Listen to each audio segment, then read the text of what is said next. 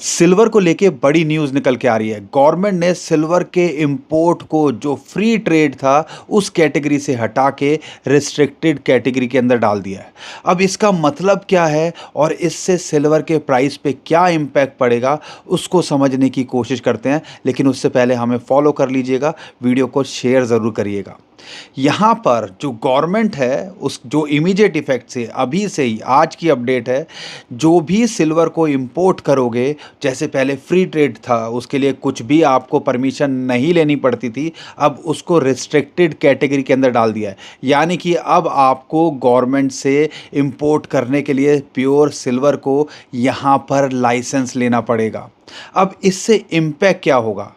2-3 दिन पहले आपको पता है गोल्ड, सिल्वर या जो भी प्रेशियस मटेरियल्स हैं उसके ऊपर गवर्नमेंट ने इंपोर्ट ड्यूटी को 6% से सीधा 15% कर दिया था।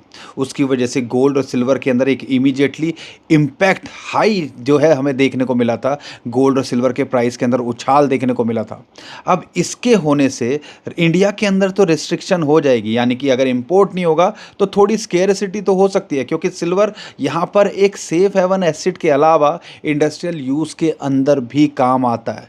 अगर इंपोर्ट कम होगा तो इसका इम्पैक्ट इमीडिएटली तो इंडियन मार्केट पे देखने को मिलेगा और सिल्वर का प्राइस दोबारा से यहाँ पे बढ़ता देखने को मिल सकता है। लेकिन आप ये मत भूलिएगा, जिस हिसाब से ग्लोबल सिचुएशन बनी हुई है, क्रूड का प्राइस यहाँ लगातार बढ़ रहा है और डोनाल्ड ट्रंप ने चाइना की विजिट के बाद में अब दोबारा से ईरान के ऊपर हमले की न्यूज़ निकल के आने लगी है। क्रूड का प्राइस अगर यहाँ बढ़ेगा तो गोल्ड सिल्वर पे उसका ग्लोबल मार्केट पे नेगेटिव इम्पैक्ट पड़ेगा।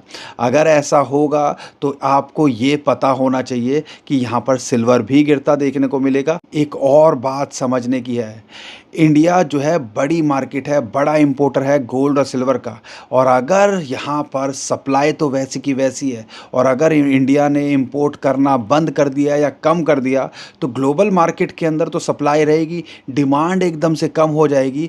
तो यहाँ पर सिंपल डिमांड और सप्लाई को भी अगर देखते हो, किसी चीज़ की डिमांड ज़्यादा है, सप्लाई कम है तो यहाँ पर प्राइस बढ़ता है। लेकिन अगर वही चीज़ उल्टी हो जाती है तो प्राइस यहाँ गिरता है और इंटरनेशनल मार्केट के अंदर प्राइस गिरेगा तो इसका इम्पैक्ट इंडियन मार्केट पे भी देखने को मिलेगा। क्योंकि अगर आप देखते हो 2 दिन पहले इंपोर्ट ड्यूटी बढ़ाने से एकदम से इंडियन मार्केट के अंदर प्राइस तो बढ़ा था, लेकिन ग्लोबल मार्केट में क्रैश होते ही इंडियन मार्केट में भी क्रैश होता देखने को मिल रहा है। तो ऐसा भी हो सकता है। तो कुछ भी करने से पहले थोड़ा सा शांति रखिएगा और चीज़ों को यहाँ पर न्यूट्रलाइज होने दीजिएगा।